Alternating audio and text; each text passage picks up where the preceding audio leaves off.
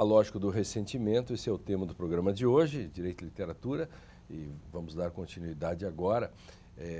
Catherine, qual é a outra possibilidade de como se pode ver isso, essa questão do ressentimento, a colonização, descolonização? Bom, tem uma série de possibilidades de rever, né, esses conceitos. Eu acabo de falar no intervalo, né, que esse discurso do outro, negro, subjugado, etc., né, do ocidente branco, colonial, que fica reinando sempre e reproduzindo essa lógica maligna, né, isso é um discurso que nós vimos há muito tempo e que ainda é o discurso totalmente dominante, né, nas nossas universidades. Mas agora vem autores como Michel Houellebecq, né, que eu não aprecio assim como autor literário propriamente dito, né, mas é um pensador interessante e provocador, que tira um pouco esse tapete desse nhanhanhã do eu e do outro, né, tal como nós o vemos sempre nas nossas faculdades de letras, humanidades e educação. O que ele faz? Ele vai mostrar que tem uma forte possibilidade, né, que depende de uma série de variáveis muito imprevisíveis daqui em diante. Ele inventa uma ficção que no ano 2022, daqui a pouco, um partido que ele chama de Fraternidade Muçulmana vai ganhar eleições democráticas na França porque essa elite branca intelectualizada que fica, de certa forma, reintrojetando o ressentimento que ele projetou sobre o outro inferiorizado, negro, islâmico, etc., né? Reintrojetando isso de maneira intelectual, esse branco ocidental superior, que se alcançou, né, uma posição de elite, ele vai se fragilizar de tal maneira, com esse seu discurso autocrítico, mas inepto, né, que não resolve absolutamente nada, mas apenas fala, que vai se abrir uma brecha para uma organização como essa ficcional Fraternidade Islâmica entrar de peso com a pólvora, né, de valores arcaicos, míticos, que são o patriarcado, a antiga, as hierarquias míticas, mitológicas, né, de novo fazem, né, superioridade do homem sobre a mulher, etc., né? Então ele escreve uma ficção que é, do ponto de vista literário, assim, um livro muito chato, assim, para quem tem exigências literárias um pouco mais elevadas, mas é um livro hiper interessante justamente porque ele usa esse primitivismo estético, né, para avançar ideias que não são nada maus. No futuro todos terão patins no socialismo, enfim, tem uma parte no início, né? Sim. E a história de como o pai do rapaz era um militante, que ele nunca ia para casa, coitada da mãe dele, aquele troço no início é de chorar, né? Eu li esse livro no original, logo que saiu, eu comprei na Espanha, porque foi escrito por um francês, foi escrito na França. Sim. E depois foi traduzido para o espanhol, eu li em espanhol. Tu lesse em espanhol. Em espanhol. Então, a parte inicial, assim, não coma uvas, aquela história da uva, do que o movimento socialista dizia para não comer uva. Não, eu estou falando desse livro, né? E eu fiquei, assim, chocado no início. E depois vem toda a questão de quando assume o poder, enfim. Eu sei que a Fernanda não vai concordar muito assim com essa leitura desse livro, enfim, mas antes de passar... Diga, Fernanda, pode ser, Henriette, ou você? A grande questão, essas práticas, os discursos xenófobos, racistas, machistas, islamofóbicos, né? Todos esses discursos são produtores de ressentimento e acabam produzindo também essas demandas fragmentárias, né, que são demandas, de certa forma, nutridas por esse ressentimento, que a gente vê muito no direito, as demandas dos grupos minoritários, e que acabam, penso muito nisso, eu tenho uma preocupação que nós corremos o risco, a partir disso, de deixarmos de pensar no bem comum. né? Deixarmos de pensar no projeto de sociedade que a gente quer, porque o ressentimento que foi produzido, ele está aí, ele está presente em determinados grupos sociais. Aqui eu estou pensando mais em termos sociais mesmo. Ele está aí, ele produz uma série de consequências negativas para o convívio social. Então, eu acho que chega um momento que a gente vai ter que parar para pensar sobre essas questões, sobre essa relação com esse outro que se sente invisibilizado, que se sente submetido, né, por esse discurso que está dominando a universidade. De certa forma, que bom, porque esses grupos foram invisibilizados durante toda a história, pelo menos a história da modernidade. Agora, que estão imbuídos de um ressentimento, e isso traz sérias consequências negativas em vários âmbitos da política, do direito, da ética, do convívio, e acaba gerando essas demandas fragmentárias que precisam ser superadas. Mas né? veja assim, também a gente corre o risco assim, e aí eu concordo com a Catherine, assim, há uma certa banalidade do bem, assim. Tudo é bom, todo mundo quer todos os que refugiados, tudo seja todos justo. vêm, etc. E nós olhamos daqui para a Europa e achamos que tem que receber todo mundo, afinal de contas. Eu fico pensando se o Brasil quebra, e quebra mesmo, não está muito longe, mas enfim, dá um desastre na economia e 500 mil brasileiros decidem ir para a Colômbia. Eles vão ser recebidos de 1 braços milhão, abertos. eles vão ser recebidos de braços abertos pelos colombianos, eles com o sistema de saúde dos Venezuela. colombianos, pela Venezuela. Entende? Assim, há uma certa...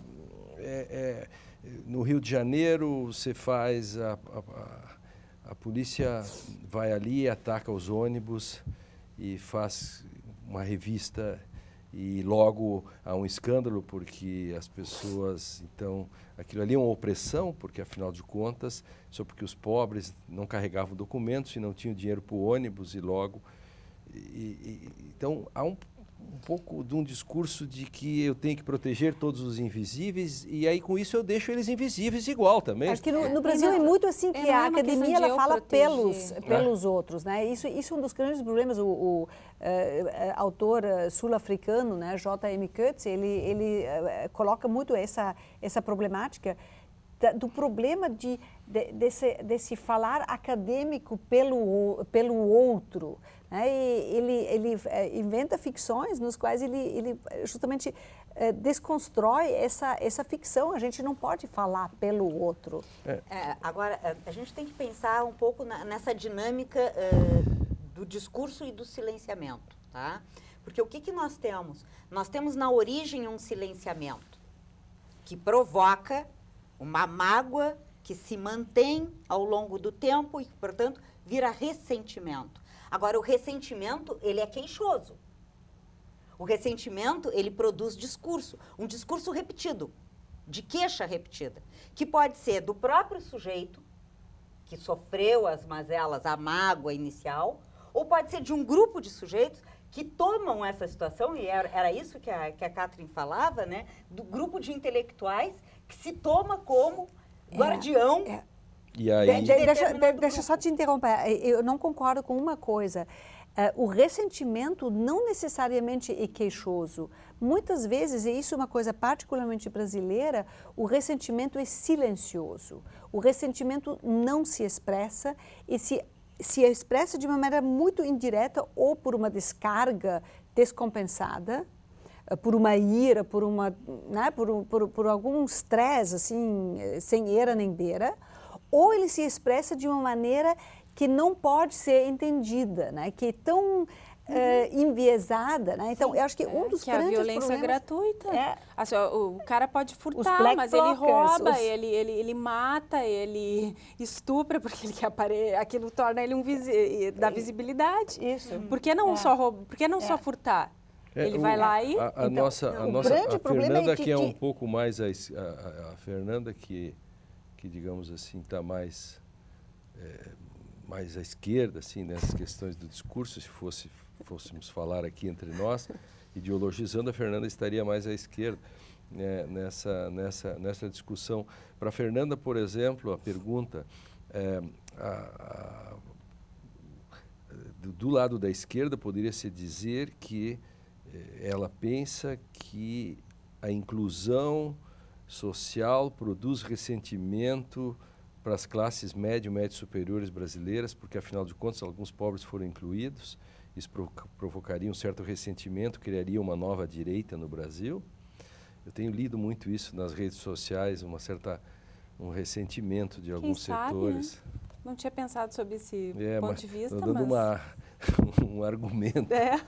Pode ser um ressentimento ao contrário. As ameaças, eu não concordo, mas eu tenho lido muito sobre isso. Não, a gente ouve muito, né, que eu já ouvi, né, de muitos pais de classe média, né, que agora é difícil para a classe média entrar. O sujeito diz assim, não dá mais para ir para o aeroporto.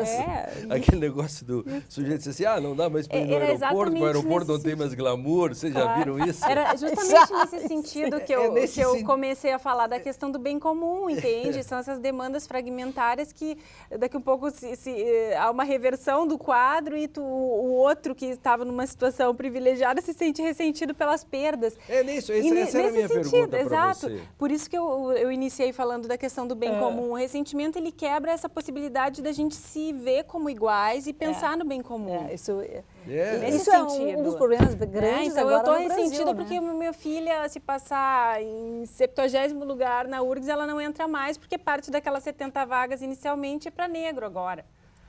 Aí eu fico ressentida por isso, mas porque a gente não consegue pensar em termos de bem comum, entende?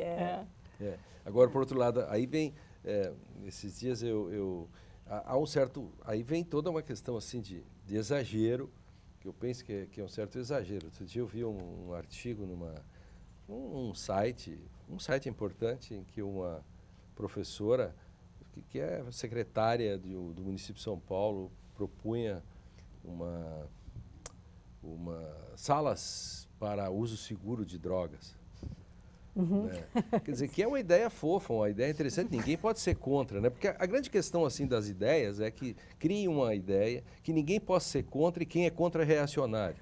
Essa é a primeira fórmula, né? Então, quem vai ser contra do coitado do drogado? Só que você vai perguntar, o sujeito pega 3 ônibus e não tem nenhuma segurança e você não faz nada por ele, né? E agora para o outro cara que está drogado, enfim, aí você vai fazer uma sala segura. Eu que pergunto para vocês, esse não é o outro lado também, nessa questão que entra naquilo que a denúncia, de certo modo, que a submissão, o livro de submissão faz, Catherine? Que de certa forma, a sociedade, digamos, a sociedade que se chamaria a partir da esquerda, né, o establishment, digamos, ele tem que proporcionar, né, para todos os desfavorecidos os meios para a sua emancipação. É essa tecla que você está tocando, né? Bom, esse é o ponto um pouco do Michel Houellebecq, né? Que, claro que não é ruim políticos, organizadores da sociedade, né, pensarem em soluções, né? Mas o discurso institucionalizado na academia que tem como única meta, né, que essa sociedade tipo establishment pense, né, em como resgatar os outros, necessariamente não vai dar certo, porque ela, de novo, né, de certa forma, tira a iniciativa do outro. Vamos para um rápido intervalo, estamos empolgados. No último bloco, continuamos com a discussão sobre a lógica do ressentimento. Já voltamos sem nenhum ressentimento, não fique ressentido, já voltamos.